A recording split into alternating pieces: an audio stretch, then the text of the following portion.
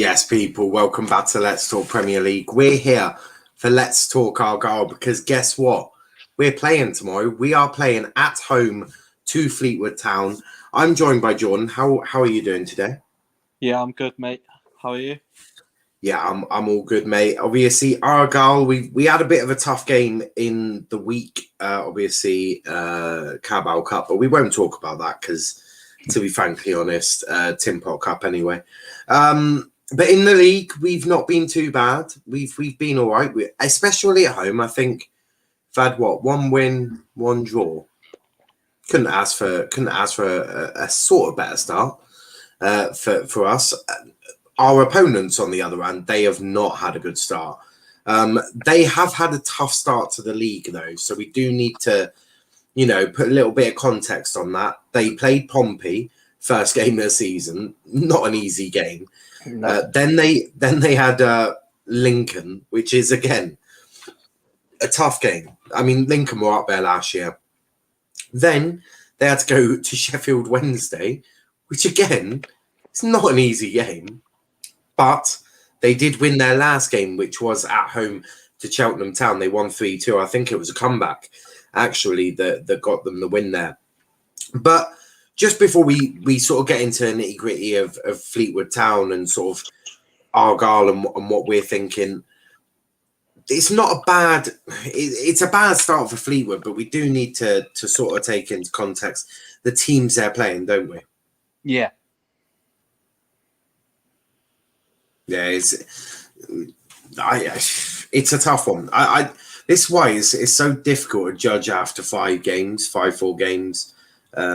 sort of in the league, because the thing is, you do have these sort of things where they are playing bigger teams. They haven't really, for me, they haven't really played a team that's sort of maybe similar to them, where you could say potentially Argyle are a little bit more. They're not their size. I mean, we're obviously a bigger club, but in terms of sort of squad and all of that, maybe we're a bit bigger. It's still a tough game for them, but yeah. Did you take anything from what we've seen sort of so far in the 4 games they've played?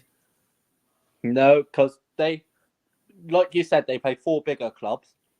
Mm-hmm. But then 4 bigger clubs, they could have easily been beaten. Fleetwood were on their day. Yeah. So yeah, they didn't lose by a big margin.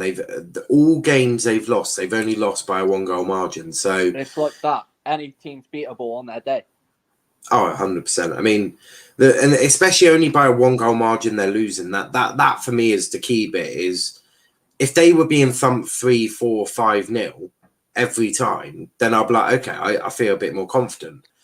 But they are only losing by 1 goal. So I think we have to give them the utmost respect, which I have no doubt that Ryan Lowe will do. This is Ryan. He's always talking about, respecting the opposition and all of that sort of stuff. So I don't think we should. Obviously we won't be afraid, but I do think that we've got a good chance of winning this. Now, on our end, we've had a couple of tough games. We've had a fairly nice start to the season. Obviously, we lost 2-0 to Rotherham. They are going to be promoted. I have no doubt about this. Then we beat Gillingham. Then we drew to Cambridge before beating Shrewsbury. So we've had an easier start to the season.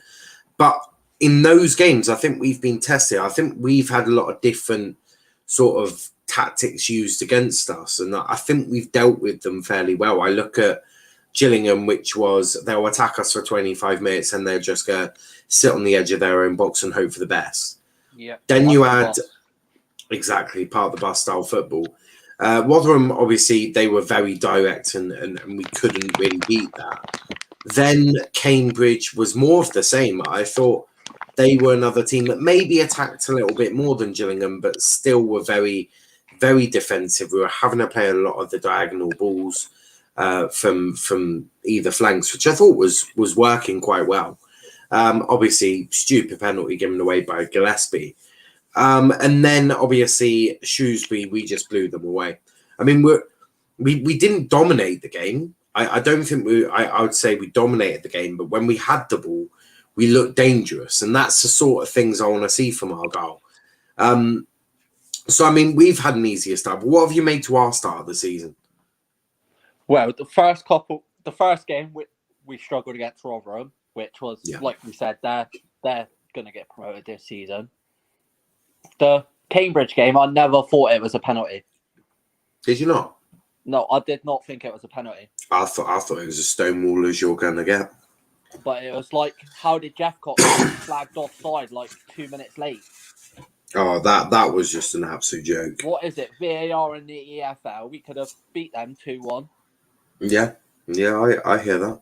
I mean, some are saying it was offside. Look, we're not going to debate it because it is, way past in the day. But no, luck against Cambridge weren't on our side. But look, it is what it is. Sort of the same.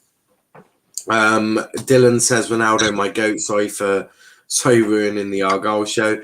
It's okay. I've spent about 2 hours sorting out Ronaldo stuff, so it's not a problem. I've got thumbnails for every eventuality, apart from him coming to Argyle, because I don't think we've got enough pasties to sell before Ronaldo turns up. But you never know.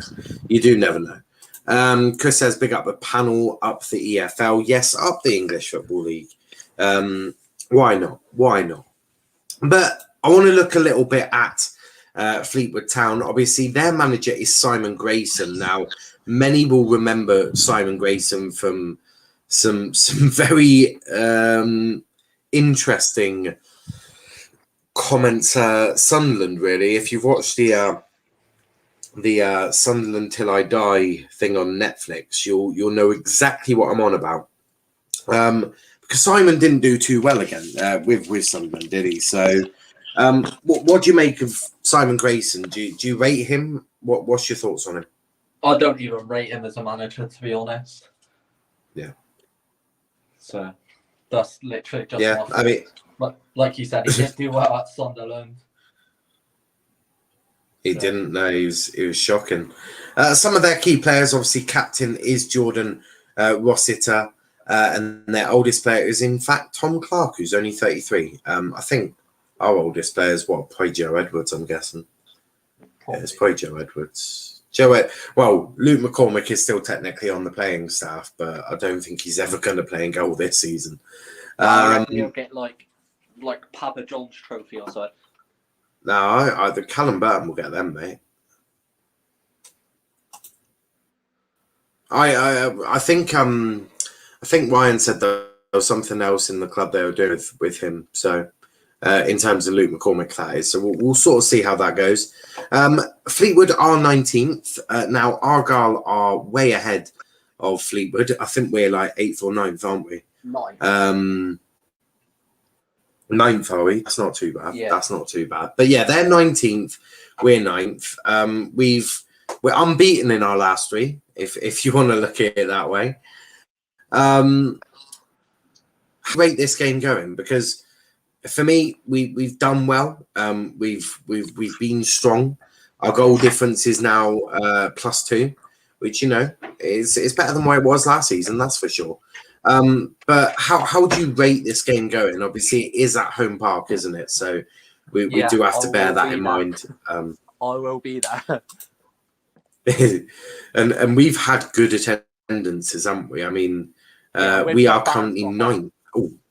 With the fans, not 9th. We are. I reckon we'll play out and win, but it'll be like all attacking.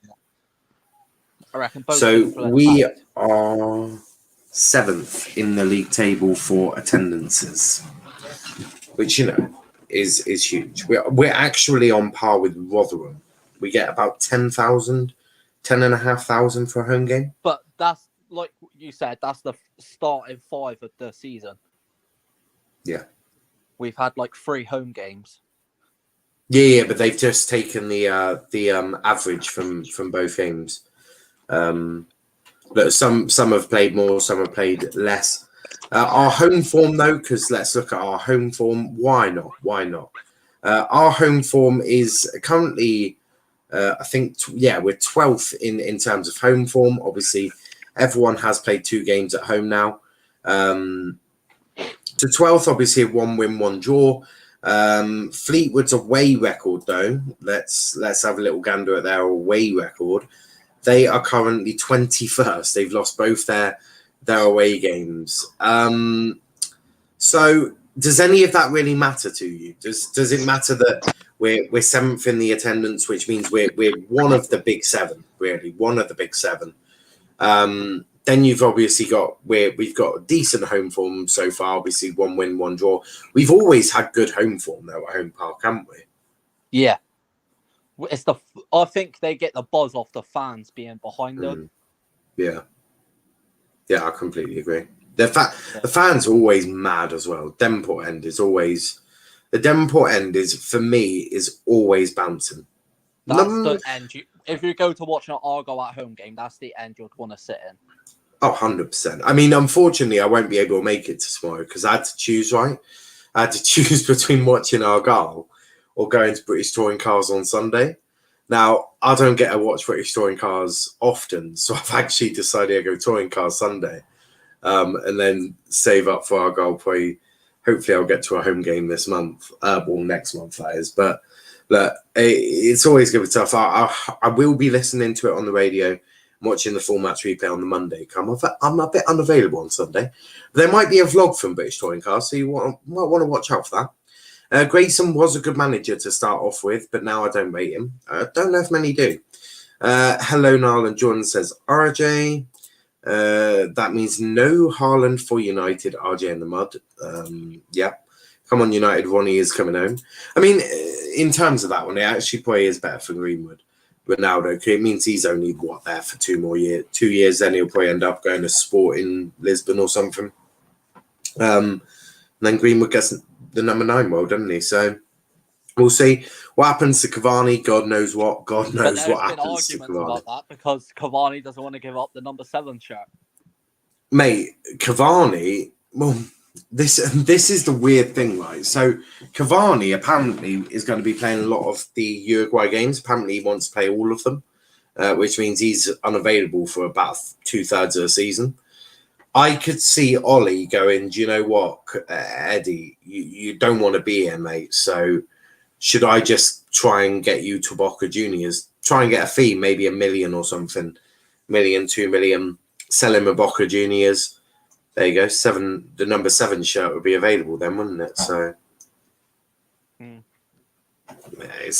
it's all thoughts there.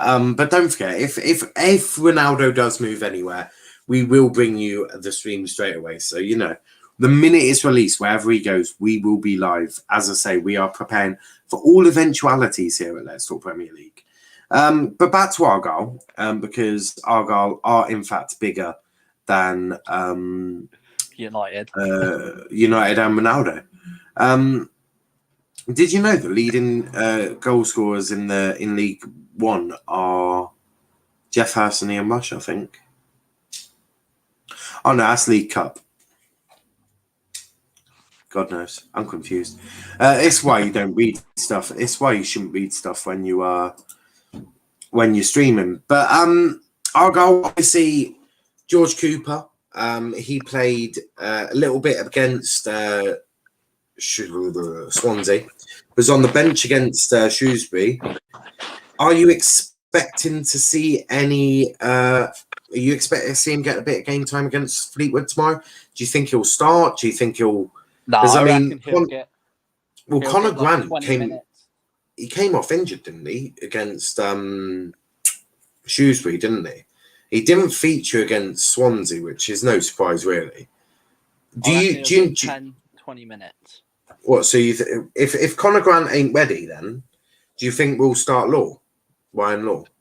Yeah, he played well on Tuesday. To be fair, yeah, wasn't he at fault for the first goal though? Gave the ball away, I think, from what I've heard. I said, wasn't he responsible for giving the ball away? I don't know. For the first goal.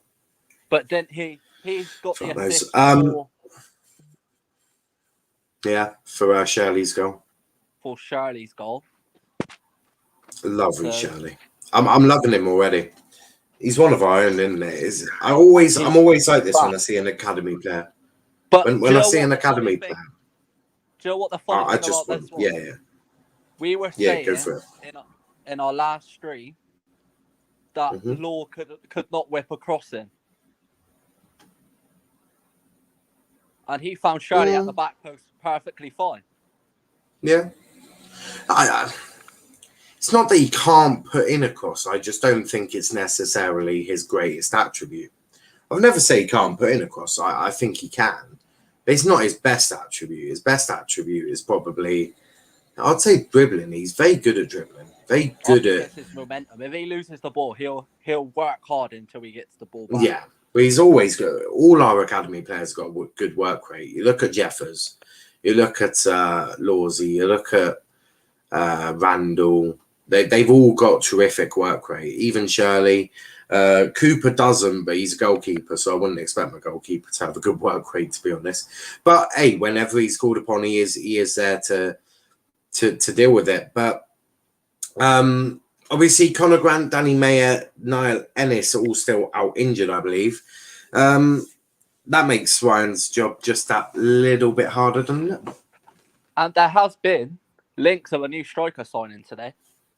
Yes, yep, I have seen that. Maybe they won't be ready to come in tomorrow, though, will they? They wouldn't be registered in time. I reckon he will, though. To be fair, no, they have to. They have, yeah, but yeah, they have to be registered by 12 p.m.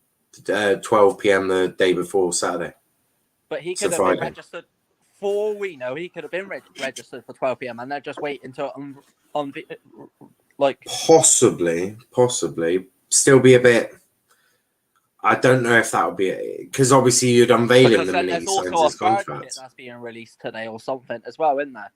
Yeah, yeah, you could see the new guy stocking that. I mean, Cristiano Ronaldo's free, isn't he? So never know.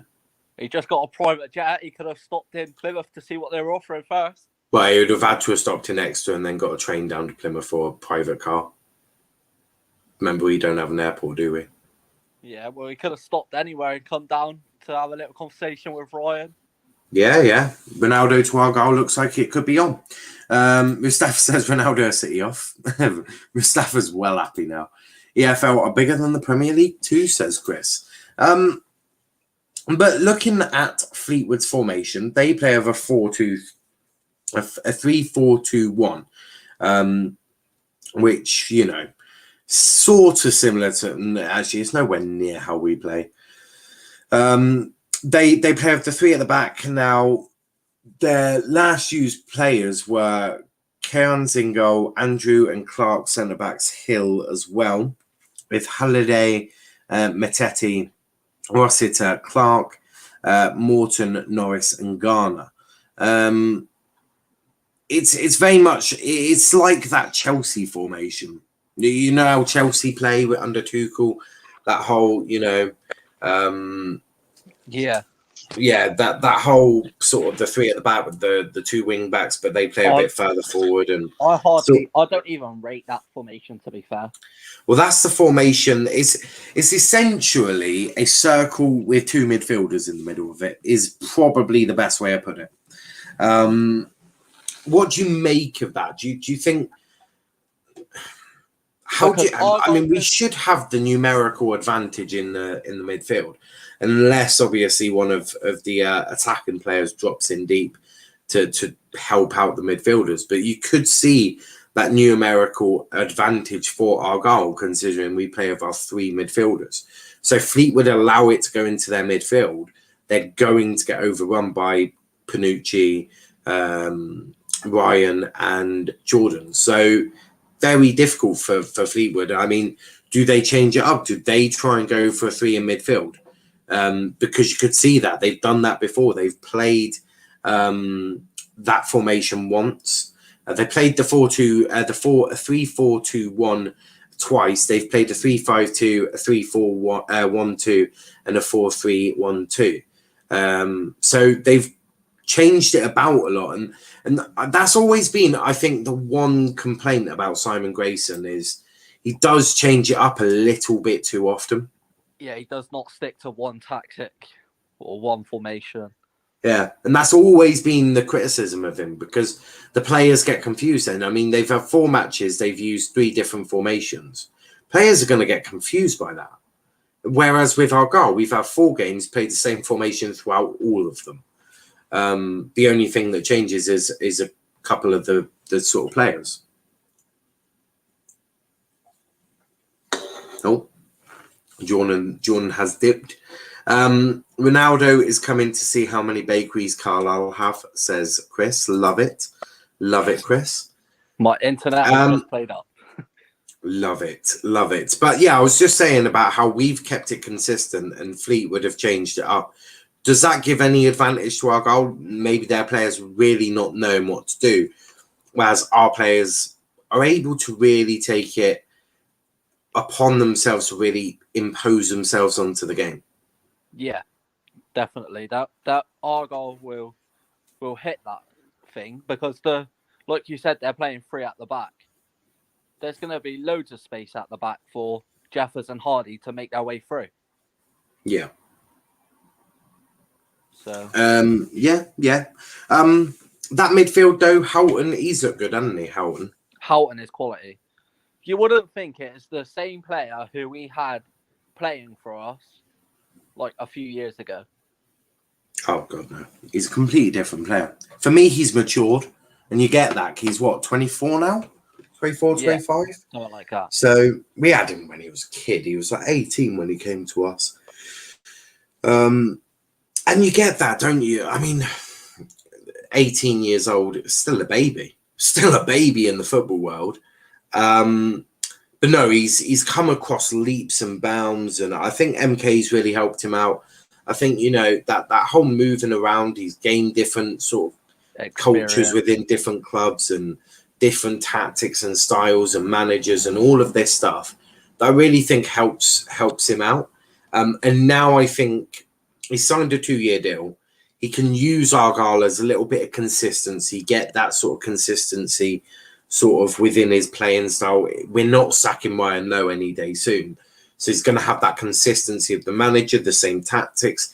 He can really build himself at home, and he could be quite pivotal to Argyle because I've watched him in most of our games, and he is the guy that gets us going. He's the guy that will find that pass, will drive us forward. And you need that. You need that player in the midfield that is comfortable enough to have the ball and to progress the ball. Because I think that's one thing that maybe we lacked last year. Obviously, for me, Fornard, he did all right. But for me, John Houghton is just simply better. And he's better at progressing that ball. And I think Adam is obviously a great player. And I love Adam Mandel. Plymouth Argyle Kevin De Bruyne.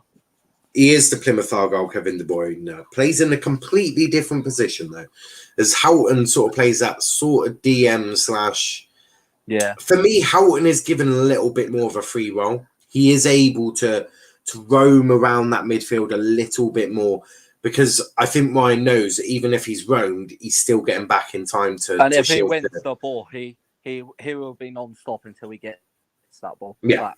Yeah, 100%. And I think with Dan Scarr behind him really helps him, sort of allows him to go out and you know, have a little wander in the midfield and cause the opposition problems. Because with Dan Scarr, we've seen that man is more than okay to put in a tackle or two. In fact, he's more than okay to get a booking. And if you want to fight him, you can. It's ending badly for you. But for me, how important has Dan Scarr been for how Jordan Houghton plays, which is allow him a little bit of the roaming, but knowing that Dan Scarr is there who can clean up perfectly. Like you just said, he knows that he's got someone there who's got his back and who will help him if he needs it. Yeah, no, I completely agree. I briefly want to touch on James Wilson because obviously he is unavailable for tomorrow's game, as big up to DC in the chat as well. But James Wilson is unavailable, still suspended. I think he was suspended against Swansea in the Carabao Cup, so that's good for us, as it means that this is last suspension. Yeah, theoretically, he should be free to come back for Sheffield Wednesday, which is probably a game you're going to want James Wilson. Is he going to be a big loss tomorrow, or did you see enough from Macaulay and Brandon in the last couple of games to think, no, we should be okay? I mean, I was really impressed with Macaulay against Shrewsbury. He needed that after what happened at against Cambridge. And overall, I've really liked seeing Brendan Galloway as well. I thought he's been really good as well. Galloway. Yeah. What I've seen of Galloway, he's been good, and what I've seen of Macaulay in pre-season as well, he was unstoppable at the back. He was his strength is just phenomenal. Yeah, I think the one negative with Macaulay is his playing out from the back needs a lot of work. He really needs to work on playing out from the back, because half the time he gets a bit nervous. He just hoofs the ball upfield. It's like, someone have a look at Ryan Lowe's face just to make sure he's not angry. Because Ryan ain't wanting it. No player is allowed to hoof the ball upfield unless you're really needing to. So he does need to work on that. But no, I do agree. He's been all right. But are we worried without James Wilson, or should Macaulay, Dan, and Brendan be enough to get us through Fleetwood? They should be enough to get us through Fleetwood. Yeah. Because Brendan's not afraid to put a challenge in. Neither is Macaulay, and neither is Dan. Yeah, we've seen Dan put in a fair few tasty tackles, to say the least. In terms of predicted lineup, it's sort of pretty much self-explanatory, isn't it? So you've got Coops in goal, with Brendan, Dan, and Macaulay in the defence. Joe right back, Connor Grant if fit, if not Ryan Law, with Jordan Houghton, Ryan Broom, Panucci Camara in midfield, then Hardy and Jeffers up front, isn't it? Yeah, that's the only way he can go. Yeah, I mean, he could play it dangerous and play Cooper as left wing back from the start, which I think might be a bit of a risk if he were to do that. But he could do that. I don't think he'd be afraid of doing that either. What else could he do? Couldn't really, unless Danny Mayer was fit, but I haven't heard much about that. He's the one player who could be getting could be getting back to full fitness fairly soon. He wasn't out for an awful long time, was he? No. So we'll see. Ravi says, I think it might be a draw, or you might just edge it 2-1. I think we'll win. I can't remember what I said yesterday. I predicted us to win 2-0. 2-0, I've said. Big up to Wolf. I told you Ronaldo will not join City, lol. How's Gillespie getting on? He's been all right. He has been all right. Apart from that error against Cambridge, which was really annoying to see. I mean, getting outdone by a striker and then bringing him down in the penalty area was stupid. But he's been all right. He hasn't been horrific. But John, how have you rated Gillespie, and how do you think he's getting on? I think he's doing really well. That challenge was, like you said, I don't think was ever a penalty. But I liked him in pre-season, and I've liked the way he's been playing for us in the league as well. Yeah, no, I'd agree with that. Interestingly, their last game they played with a 4-3-2-1-2, which maybe they're gonna sit back on. They're he's playing with 7 defenders. Oh Jesus Christ! Oh my Lord! Oh Lordy! Mustafa Ronaldo is the GOAT, isn't he? I once had an exam, needed a pen. Pessi came over and said he can't give me pens as he always misses them. Lovely. The question remains, who will Ronaldo join now? I think we've got an idea, isn't it? 2-1 Plymouth, says Chris. Forest Green Rovers is enjoyable to watch this season. Can't say I've watched them, to be fair. They're not normally my go-to club to watch, and that's normally Argyle and any of the Premier League games. But no, it's certainly an interesting one. But Jordan, score prediction time. How do you see the game going? 3-0 Argyle. Crikey, you're confident. Got to be confident, mate. confident. I do agree in the clean sheet. I mean, I think anyone saying that we're not keeping a clean sheet is being a very naughty person. But no, I'd somewhat agree with that. I think we've been strong. Can we be better? Yeah, of course we can. But no, I'd say a 2-0. I think we can get 2 goals. So yeah, I'd say 2-0. Just said in the chat 7-0 Argyle. Love it. 7-0 Argyle. Only 4 games played where Forest Green can still bottle it. Yeah, as could everyone. But we are going to wrap it up there. We'll be back for the match preview. Match review probably Monday. I'm now thinking. Tomorrow we'll be back tonight, 6 p.m. the Chelsea show. Then 10 p.m. hosted by RJ is the United show. So do make sure you check that out as well. And then tomorrow we have got one watch along. We are going to be watching Liverpool versus Chelsea. And we got Formula One. We got Formula One as well, qualifying Sunday. Not sure what's happening. I'll let everyone know. Sort of probably tomorrow. What is going on for that?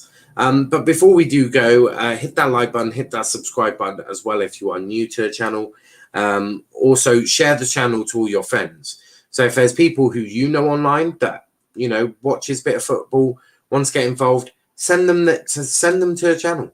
Get them subscribed, get them liking the videos, get them interacting. So please make sure you do that. And Jordan, where can they find you, mate? I don't really have anything, mate. It's all fine.